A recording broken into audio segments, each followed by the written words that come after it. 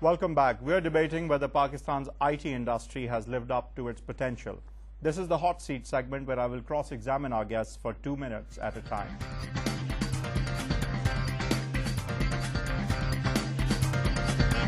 We'll start with you, Dr. Matin. You are the CEO of Cisco Systems. When an average Pakistani hears the word Cisco, he's thinking foreign company, takes away our brain, puts in some money, takes away a lot more money. How do you respond? I'd say if he indeed thinks that, then he thinks wrong.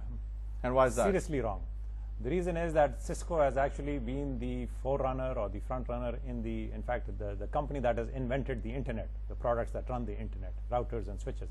The last time I heard that, Al Gore had to eat his words, but go on. I think in this particular case, okay. I will not. We now have in Pakistan, we have a long-running program called the Net Acad program, where which sends people abroad, which actually trains people, and in fact, anybody in the networking industry in Pakistan has been through that program. The CCI certification, which is the topmost certification, they end up leaving. Yes, they end up leaving for very highly paid jobs, and they also end up coming back a few years down the road. But you don't ensure that, and that's only started happening very recently. Not really. And for reasons which have nothing to do with your policies. Not at all. But if you had not trained these people, then they would not have been able to take care of the infrastructure that you need today in the country. So why don't you move a step further and Correct. After training them, provide them with incentives to stay? We do. So at the same time that we train people for the industry as a whole, we so also your incentives people. Started working a lot more after 9/11 for some reason.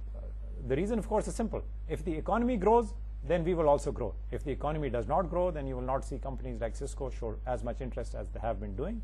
It's the money, as they say, money makes the mayor go round.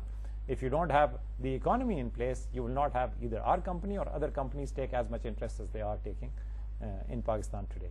And I think that says a lot for not just our company, but for the overall IT industry as well.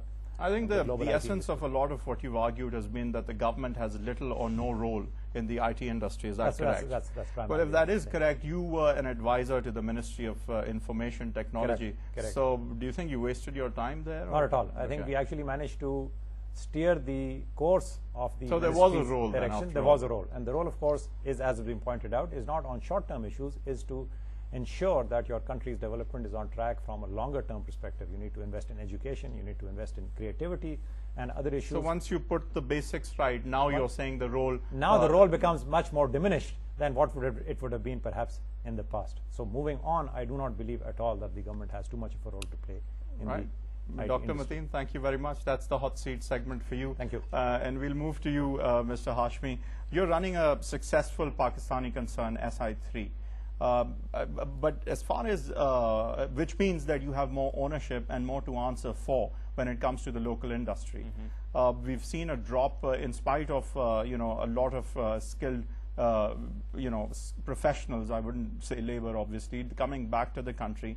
And yet our exports have not skyrocketed at all. The trend that was moving towards your industry, it has been arrested. That trend is, in fact, more than been arrested. I think it has been reversed. So how do you respond to these negative trends? One is the expats coming